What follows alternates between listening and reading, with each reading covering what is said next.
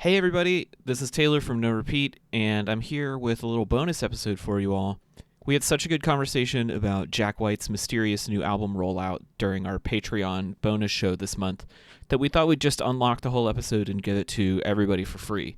So if you like this discussion and want to hear more things like this, support us on Patreon, just $1 a month, patreon.com/NoRepeatPod, and you'll get this around the last week of the month every month. Otherwise, enjoy this conversation. I think it was a really good one. Just know that I don't censor these conversations the way I do the regular show, so listener discretion advised. I am now recording a podcast on the internet. Woohoo! I am also now recording a podcast on the internet. All right, I'm now recording as well. All right, gang, we back. Billy Joe Armstrong's Middle School Notebook. It's the monthly bonus show for our patrons. Thanks for paying for this. It's the end of July, basically. And, you know, we got stuff to talk about. There's people that need to act right. We're going to talk about some episodes. We got some new music to talk about. It's going to be good stuff. I'm excited. Are you guys excited? Yeah! I love podcasts on the internet. Yep. Thanks, Tyler. Thanks for being excited. I feel like Sean was really phoning that one in. Wahoo! It's okay. Now Sean's making a very silly, sexy face. And that makes it okay. Sean plays the long con. He knows how to conserve his energy for the entirety of the recording. I will burn all of that energy in the first 5 seconds of this pod, and I'm not going to say anything else. Well, it's time for Act Right. Uh-huh. It's the segment every month where we tell people in the music industry that they need to, you know, behave correctly. Does anybody have an Act Right? I have it done good, so when we come back, we can do that. Okay. I do have an Act Right. It is for a person in a band that I don't know that we've ever talked about on this show. Okay. Colin Jost. No, surprisingly. Hmm. It's Gary Holt, the guitarist for Slayer. Okay. What happened? He really went off on Beyonce in a way that I don't think was warranted. Oh. He said, I'm going to read some of his comments because they're very long. Beyonce will put out a song and there's 30 fucking people on the credits. How can 30 people write a song all together? It's like, you're not a songwriter, Beyonce. I mean, her daughter got a songwriting credit and a Grammy because she probably threw some kindergarten rhyme on one line and like, yep, give her a Grammy. Bro, act right. First of all, don't come at Beyonce. Don't come at the Queen when she's out here selling out arenas and doing her thing. But also, don't come at her daughter. That's just sloppy, dude. Come on. Sounds like someone got an interview and they kind of had a bad poo-poo day. Well, at this point, in our current social media culture, like, if you scroll on Facebook, you'll just see people just taking quotes out of people just saying whatever the fuck all the time. Like, people just be saying things, and they're like, look at what they said. And it's like, who cares? I don't give a shit. Like, this is what this person's mom felt about Taylor Swift and Travis Kelce's relationship, or how the song's about Matt Healy, and they're like, cool. It's like, why did you make me observe this? I've had enough hot takes. Yeah. Approachable music. Slayer. For real, though. And, like, yes, I totally agree with you that, like, I don't need an old white man from a metal band's take on Beyonce. Like, it's not for him. No! But I really do draw the line at, like, bringing her kids into it. Like, that's just messy. And then at one point, he accuses her of not tipping her truck drivers, which is like a weird dig. Like, it's just, Cool. yeah, it's like, bro, do you have anything to talk about? Like, act right. Tell me what Slayer is up to. No one cares about that. Apparently not. I mean, we're here talking about him, so we're putting his name in our mouth, I guess. Right. So this does not make you want to listen to Slayer anymore. Which is saying a lot, because I didn't want to listen to him that much in the beginning. Damn.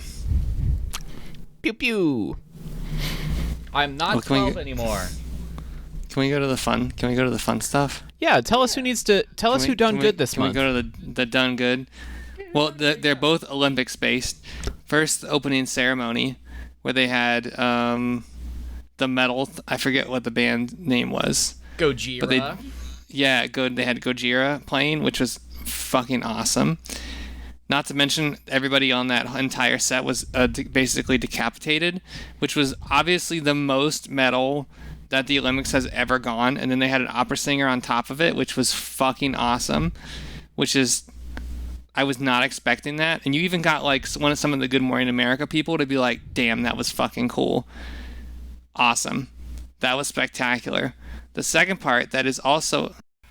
Yeah, if you want people to pay attention to your music. Yeah, that's what I mean.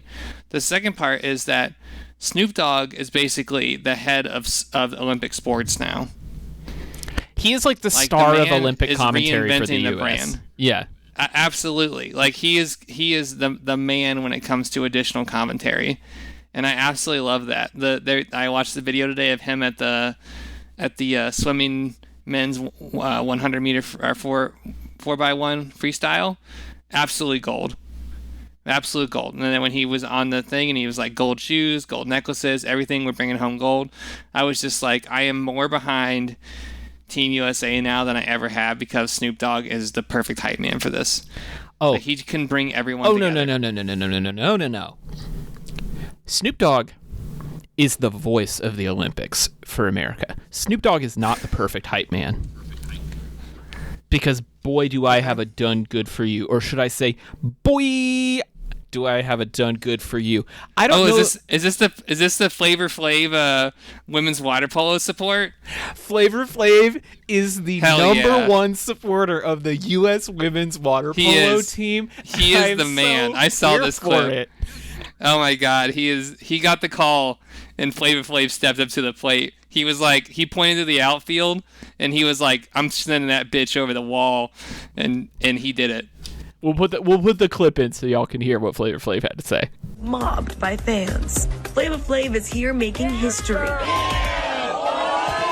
as the first rapper to sponsor an American Olympic team, both the men and women's water polo teams. I'm known to be the greatest hype man in America, the first, the original.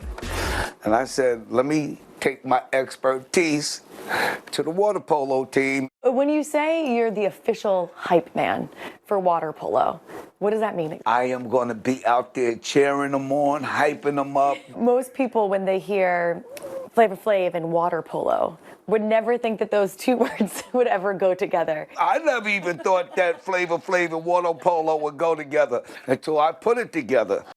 It was so good. I remember when I was watching the highlights at one point, they just like panned over to the crowd and it was like, "Hey, there's Flavor Flav," and he was just going nuts.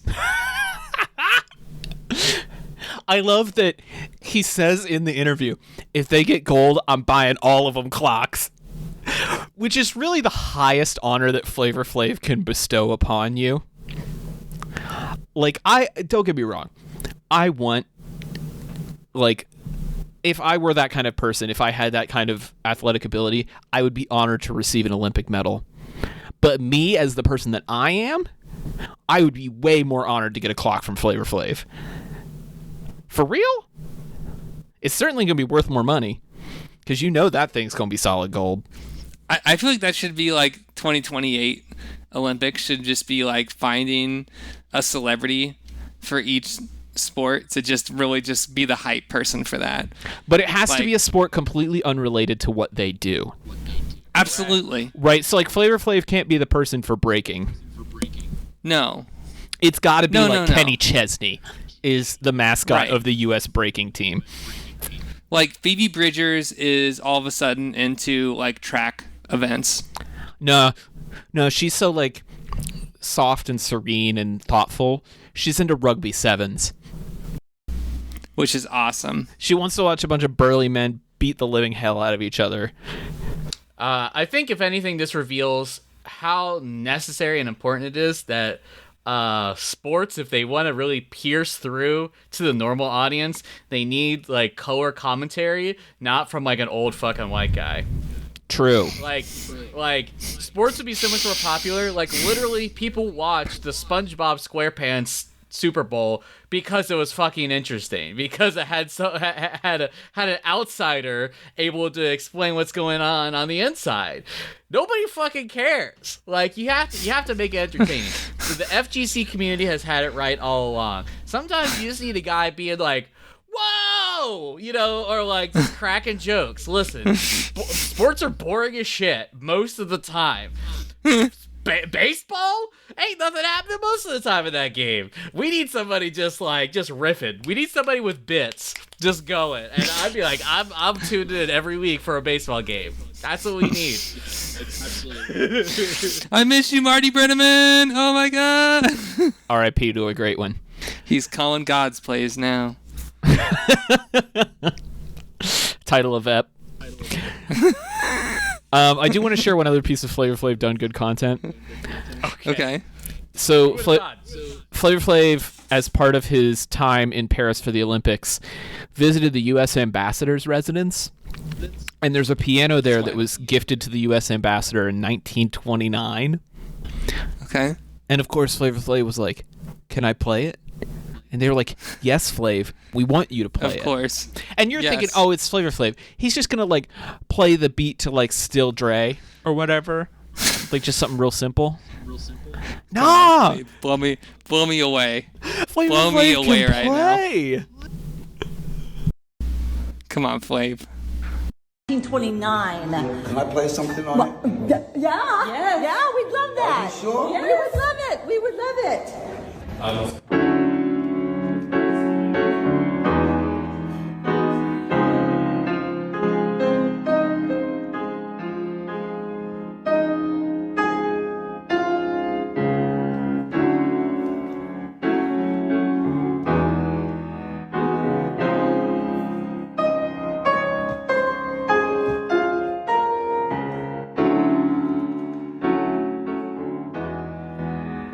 Damn. You can feel the passion in this too. Right? This room has never experienced this much soul. Like, look at that gilding on the walls. That rug that probably costs more than all three of our net worth combined. And Flav's just in here bringing them, like, gospel chords. Why does Flav not have a piano album? Oh, I want that Or so like bad. at least like he should be featured on like doing a piano opener for somebody. Cuz this is fire. I mean, listen, Andre paved the way. Yeah, Andre said I can make a 90-minute ambient flute record. So anybody can do anything now. Of course, I was expecting him to whip out some really a really intense like piano concerto, but even still, that's like competent. You're like, yeah, you had no expectations, but you're like, yeah, there's a lot of like you said, there's a lot of soul to that. It was nice. Really cutie pie. I forget how problematic Flav Flav is a character, but you know what? He's a cutie old man. Listen, Flavor Flav is only problematic because he was fed into the mid-2000s reality TV machine. I don't think that was his fault. There it is. The old guy that loves Jesus or something and probably says some problematic things sometimes, if I have to imagine. I don't even know if Flav loves Jesus. I mean, he's from Public Enemy. Like, But you know who really missed out on something? Beachmont Roll Arena. Yeah. They we put out the call a month ago. And we didn't hear anything. Silence. We could have been the color commentary for Olympic roller disco. In 1991, Flavor Flav pleaded guilty to assaulting his then girlfriend and served 30 days in jail. Lost custody of his children and fell deeper into addiction. In 1993, Flav was charged with attempted murder in prison for 90 days for shooting at his neighbor. Okay, well, wait. You know, I would say probably some of that probably also chalked up to systemic racism is what I will also say, but not reading too much into and absolutely some substance abuse. Yes. Mm-hmm. Listen, everybody's got their demons. Yeah, this also isn't me apologizing for Flavor Flav. I'm just You think a guy who walks around with a 24-karat gold clock around his neck at all times doesn't have his demons? Just saying. time. It's his number one fear. That's how he beats the ravages of time. That's right. He is the clock. He is time. Oh my god. All right, we got to move on. He is We have is to do anything Paradox. else, please. You're right, he is Paradox. all right. God, Deadpool and Wolverine would have been so much more fun if the villain was Flavor Flav. Flavor Flav. Yeah. That would have been good. Hot take. Yeah. Stupid that Robert Downey Jr. is now Doctor Doom. Just saying. I think there's got to be a twist. It can't just be him coming back as a different character. I think he's going to do the voice, but then there's going to be a different person in the suit, like James Earl Jones. But Almost certainly. We'll see. Dumb. Don't like it. all right, Okay. What's next? we're going to recap some episodes. Episode 285 was Holy Shit, There's a Chipmunk in My Bird Feeder. The picks for this were Wild Tumble in the Time. Rough by Stone Temple Pilots, Gray Matter by You Blew It, and Psychobilly Freakout by the Reverend Horton Heat. Yeah, man, you really picked one, Tyler. I feel like he won, though. He did. Yeah. Like, it was the correct choice. Technically solid. It's been a month. I still couldn't tell you a single Reverend Horton Heat song other than that one. I couldn't either. I have no idea. And I would say, if anything, I think that's the only disappointing part, is that it's like sometimes like you pick like an artist like for that one song and you're like, well, I should investigate that. And you're like, no. I also had, I would say, 6 months to a year where I didn't realize that Reverend Horton Heat and the Reverend Peyton's Big Damn Band were two different things. Because, like, they're not totally dissimilar. Someone on Twitter the other day was like, they had like forgotten that Andrew Jackson Jihad. They had gotten Andrew Jackson Jihad mixed up with AJR. They're very different experiences. Because, of course, Andrew Jackson Jihad now goes by AJJ. Yeah. So, yes, that's extremely funny. And if you're not paying any attention, and then you're like, oh, this is the worst band I've ever listened to in my entire fucking life. Oh, man. You know, I have one AJJ record in my library, and it's mostly for one song. It's called American Garbage. And it's because it has the line, if I were one of the girls, I would be Shoshana. Confused and rude. A pretty woman with a bad attitude. If I were one of the girls, I would be Shoshana. Which, if you've ever watched HBO's Girls, will feel very appropriate. Yeah. Also, follow-up, AJJ, Andrew Jackson Jihad, put an album in June this year. So, They're out here. They're out here doing work. great. Episode 286, Late Night Fishing. The songs were December by Collective Soul, Burns Out at Midnight by Waxahachie, and Sour Times by Portishead. Too sexy. Too sexy. Too sexy.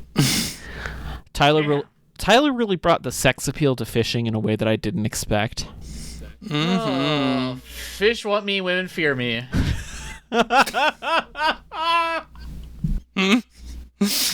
I need you to make that as a...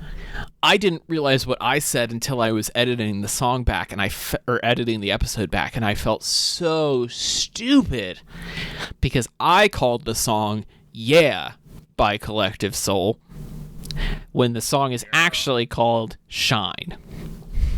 That's right. And I know that. We all know that. Shine. Shine. See, now that would have made sense. Shine. These stupid idiots. They don't know anything about it. What are they? They're probably 20 Try to unhear that now. They don't know Next time that song comes on, you're gonna hear that every time. Shine. Shine. Yeah, that's going to be the best part, though, is when you go to see Collective Soul on their tour with Hootie and the Blowfish, the Summer Camp with Trucks tour. Yeah. And they play Shine. Yeah, come down. They play Shine, and when everyone else says, yeah, you say Shine, and everybody looks at you like, that ain't right. That boy ain't right. But they are, though. Episode 287 was songs with a flower in the title. The picks were Gardenia by Mandy Moore, Kiss from a Rose by Seal, and Where This Flower Blooms by Tyler, the Creator, featuring Frank Ocean. I was singing Kiss by a Rose today. It's a great song. It's honestly one of the greatest songs. Yeah. Like, if we had to put together a songbook of, like, the 500 greatest songs, that would definitely be in there. Yeah. I'm, like, almost feeling like, for me, I feel like there was never going to be a right time to pick it. Just collectively. Yeah. And I was like, you know what? I'm gonna do a friendly fire and just get it out of the way. What white whales do we have left now? We should have like just a huge like spreadsheet of data. I know. I don't know. What's a song that you like? What's a song that's like that you? Something that immediately came to mind, probably because we're talking about the 90s, is "Smells Like Teen Spirit." Ooh. We haven't used that yet, which like iconic. Yeah. I mean, we joke a lot about "Bleed" by Meshuggah, but I do feel like it's eventually going to get on here. We've really killed some gods this year because we did "Kiss from a Rose" and "Feel So Good" this year. That's correct. Yeah, "Feel So Good" was a big hit. We've been joking about that since the beginning, basically. Yeah.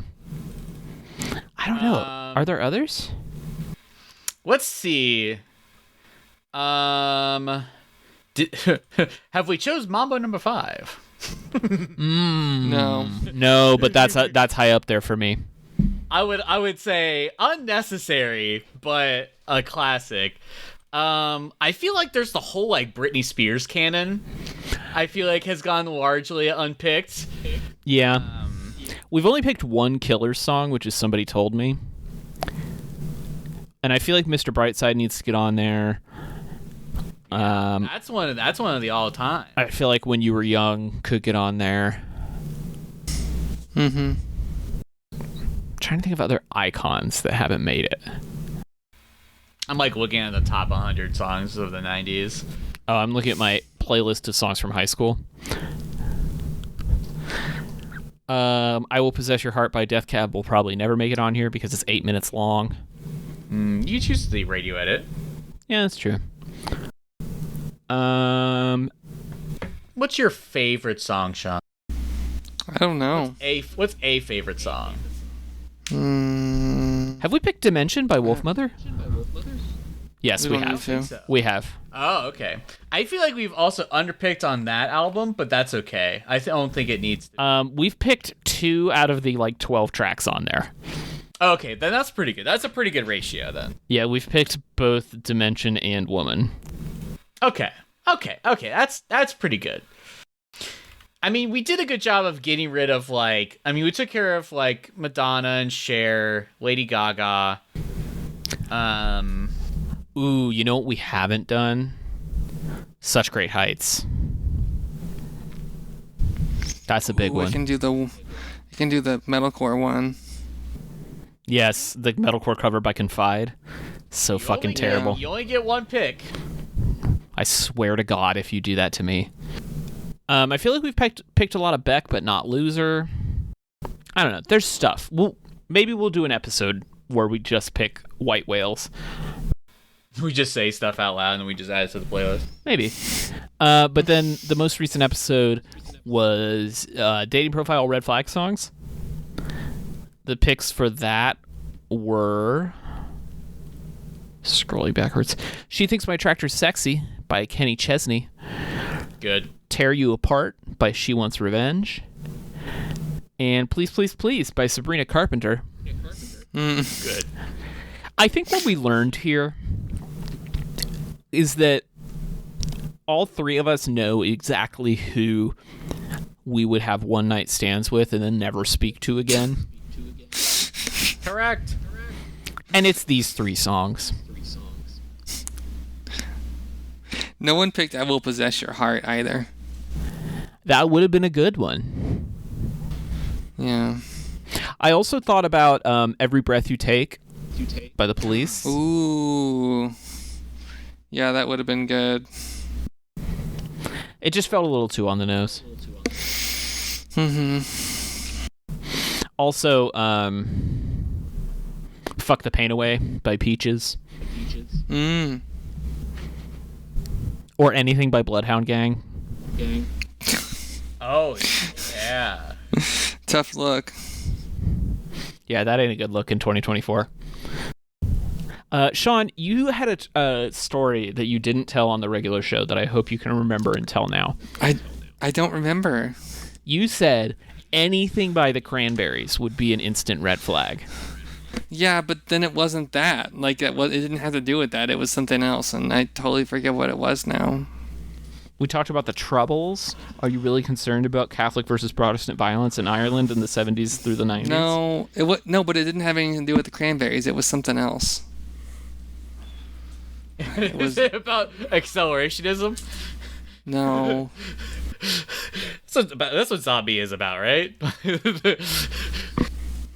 I don't remember now. I'll have to see if I can come up with it and put it in the group chat. Oh, this is what it was. That for a while at the end of graduate school, and I've made this joke occasionally, someone said, I feel like this girl is your type, and I turned around and immediately said, why do you imagine her yelling in a public square, this is what democracy looks like? In that case, you could also include any song by Gogo Bordello. Okay. In that list. Do you remember them? Yes. Start wearing purple. So. Listen, that band had a few songs. And some very radical politics. Good. As they should. Not necessarily in the way that you would like. Uh-oh. Wait. Yeah, I like him a lot. Do we pick challenges now? No, not yet. Okay. Oh, boy. We have more to do. I'm on the clock. I know you're on the clock. I'm going to try and get you out of here by 9:15 if I can. Whoa. Where did the extra 15 minutes come from, bro? Flavor Flav. I said 9. Flavor Flav. I'm getting that sweet cream, brah. Anyway, so our main topic tonight, I want to talk about artists we're all pretty good fans of, but who has really popped off in the last 12 days. And I'm very excited about it and participating in the culture, and I felt like you guys should know about it. And I wanted to document it here, and maybe I'll even put this out in the public feed, because I feel like by the time this airs, people won't be able to follow all of this that happened, and I want them to experience the joy and the mystery of it. So last Friday, that would have been 10,000 years ago when Joe Biden was still the nominee for the Democratic Party. The 19th of July, people who went to any Third Man Records location and bought anything received an unmarked record in their bag with their purchase I saw this. that just said "no name" in blue text on a white clear record. People took it home, put it on their turntables, and it was a new Jack White record. and everybody freaked out. And the whole, like, Jack White fandom internet that I'm connected to through Facebook groups and Reddit and such was, like, losing it. Because new Jack White records are sometimes rare events, although he did put out 2 last year. And when he put out 2 last year, we were like, oh, surely that's it for a while. And then he just comes out with, like, another record without telling anybody. And at the time, it felt like the only way you could get it was if you went to one of his stores on that particular day. Then, like, 12 hours later, he posts an Instagram post saying he's doing a fundraiser show for an American Legion post in Nashville. And you have to log onto their website at noon on a certain day to get tickets.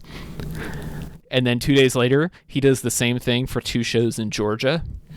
And you have to log on at a specific time to get those tickets, which I managed to get tickets to his show in Athens, Georgia at the 40 Watt Club, legendary venue. It's where R.E.M. and B-52s got their start.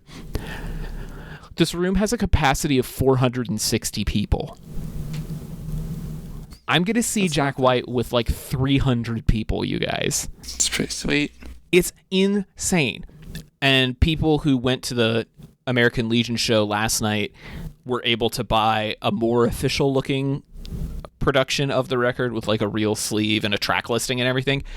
Because for the last 10 days, all we've had is people who have been gracious enough to connect their turntables to their computers and rip the audio. And so we've had like medium quality recordings with no track names. And the Third Man Instagram account was like encouraging people to rip the audio of the album. And it really felt like, oh, this might be the only way you'll ever hear these songs. But it does seem like there's going to be an official release. The rumor is that the album is going to officially be released in record stores and on streaming on August 2nd, which should be the day before this podcast comes out. So you may be able to listen to it right now if you're listening to the sound of my voice. But I just wanted to like document this and talk to you guys about it. And like, you know, we've done surprise release cycles before, but I want to get your opinions about this. And if you've had the chance to listen to the record, talk about it. But Jack White just be out here Jack Whiting, and I feel like we need to spend some time acknowledging his genius? Insanity? I don't know. I'm opening the floor.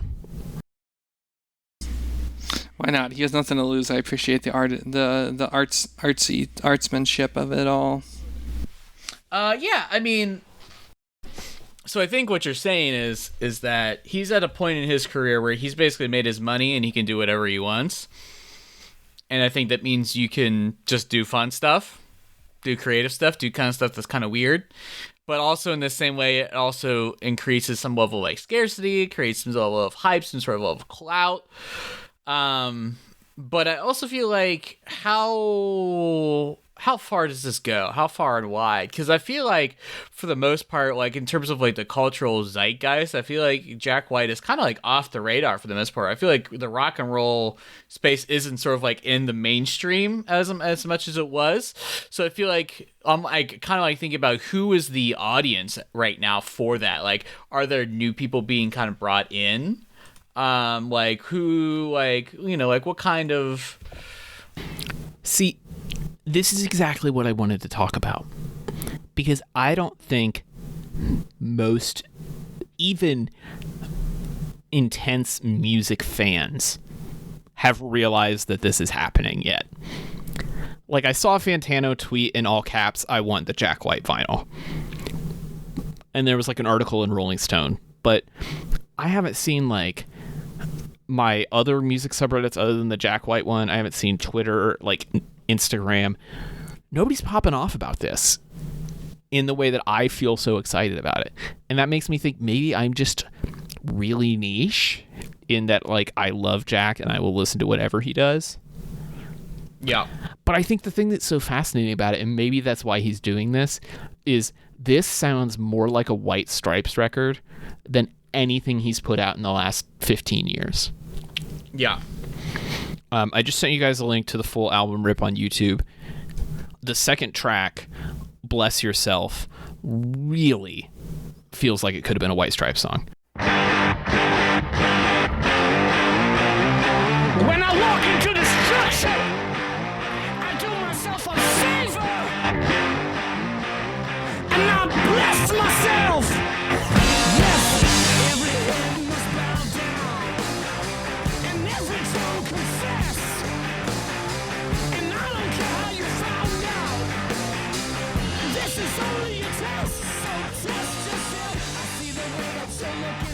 Yeah, I mean, I'm just like you said, who's listening to it?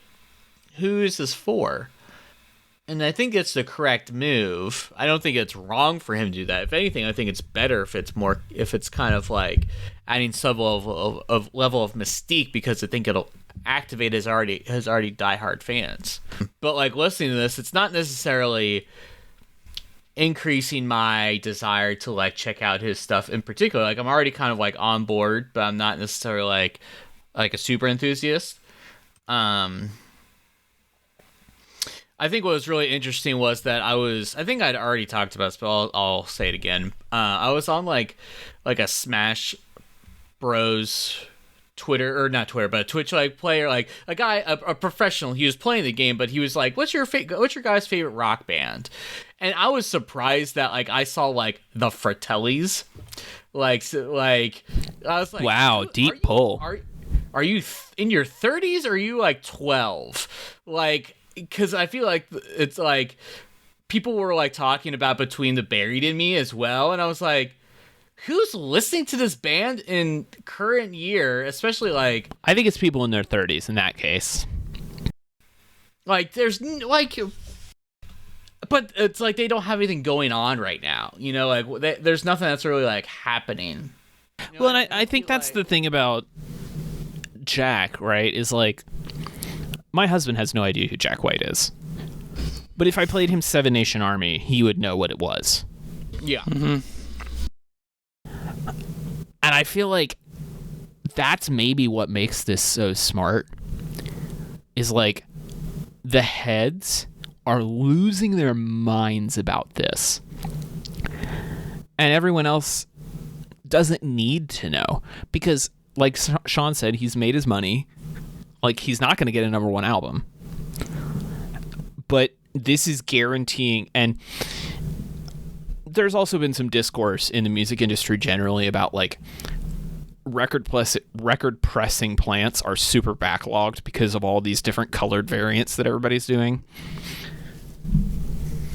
Jack coming out here as like the man who brought the turntable back and saying, I'm going to do super limited runs that are site specific. You have to come to the store, you have to come to the show. Those are the only ways you're going to get it. I feel like that's a statement. It's him kind of saying, let's take this back a little bit. Like, yes, having music as a tangible object on a record is cool, but like, it's about the music. It's not about having pretty things to put on your wall. Also, largely unnecessary. Also, the music already exists on streaming platforms. Well, except in this case that it doesn't. Well, okay, sure. But yes, I get what you're saying. Yeah, but I've listened to a little bit of it, and I was like, you know what, this is pretty straight up and down. You know, I feel like he had done some more experimental stuff in the last few albums. I feel like this is pretty straight up, you know, and I think that's good. I think if anything, we need more of that. I think probably I think he should do more of that, or maybe at least go back to form at least a little bit. I don't know. Sean, you're a bit of a Jack White head. How do you feel about it, listening to little snippets here? I like it. I have it actually on right now, and I think it's really good. Pretty excited for it. But would you like go out of your way and like follow the Instagram and sign up for the text to get tickets to the secret show, or are you just going to wait until you can get it easily? I'll probably wait until I can get it easily. It'd be pretty sweet, though, to have a no-name copy, though. That'd be pretty awesome. I can't imagine. I mean, obviously, day of, people were trying to sell them on eBay for like $1,000, but I think it's going to level out, and they're still going to be incredibly hard to get. Yeah. Obviously, I'm going to buy whatever version I can get at the show, because that may end up being like the most valuable record I ever own, or it may not, and I don't care, because I still want to have the physical reminder of like, I've seen Jack White in a stadium. I saw Jack White in like a 2,000 person club, and now I'm going to see him in like a 400 person club. I'm getting the full gamut. And I think that is maybe the takeaway from this, is like, as artists are doing these crazy vinyl production runs, and huge bands. The Black Keys, even his arch rivals, are canceling tours because they can't make enough money off of them. For him to just do these little pop-up shows, and like, I'll tell you, these tickets were not cheap. It was $125, but he's making a good profit on it. It's only bringing in the people who desperately want to see him. Maybe that's a good model going forward. Not for everybody, not for Beyonce. But I could see other bands doing this. Yeah, let the whales pay for it. Yeah. Have a 20-person show, make the tickets $500. There you go.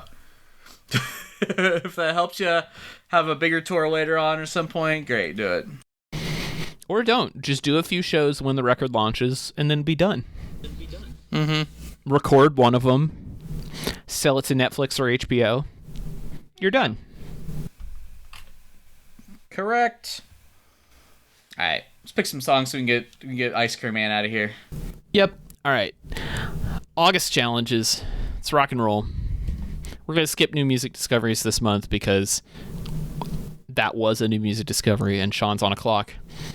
He's got to get out of here before Dairy Queen closes. I just really want my ice cream. Dairy. Ice cream, Lieutenant Dan. All right, we got...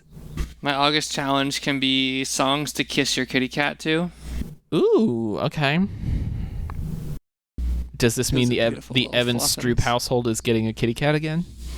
No, not yet. No, we can pick something else. Oh. Nope, you said it. It's in there. Songs to kiss kitty cats to. See, Tyler also probably wants to have a song where he can kiss his kitty cat. All right. Who's it? Oh boy. Happy first day of school. That's a good one. Yeah. Is that actually in here, or did you just say that? No, I just said it, but it can be. Unfortunately, one of my challenges I put in, I hope they both die, parentheses, political, comma, satire. Wow.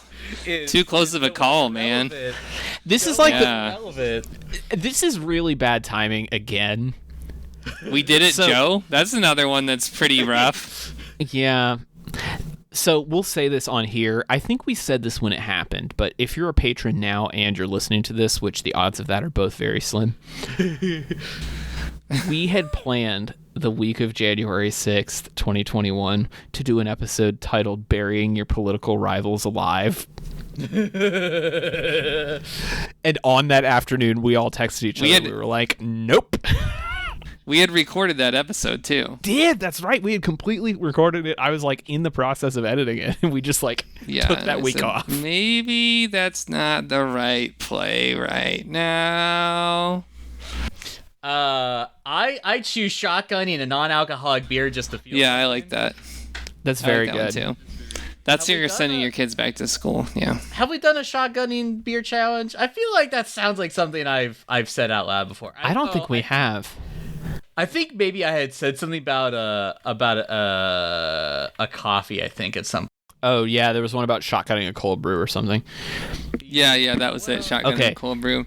Quick round of yes, yes, no. Have you ever shotgunned a beer? Yes. Wait, maybe, probably. I'm gonna say no. The night is young. Is that the homework for this challenge? We have to shotgun a Sure. beer, alcoholic or non, Yeah. and record it. Do an NA. All right. A little, For yourself. Perfect Day IPA. All right. So we're gonna do that in 2 weeks. Whoa. Also, okay, so just for the record, there is a topical one in here called Cancer Leo, Song of the Crab, Song of the Lion. That has to be done in August. Okay. Leo season is Yes. Sean and I's time. That's right. Hey. Let's do that.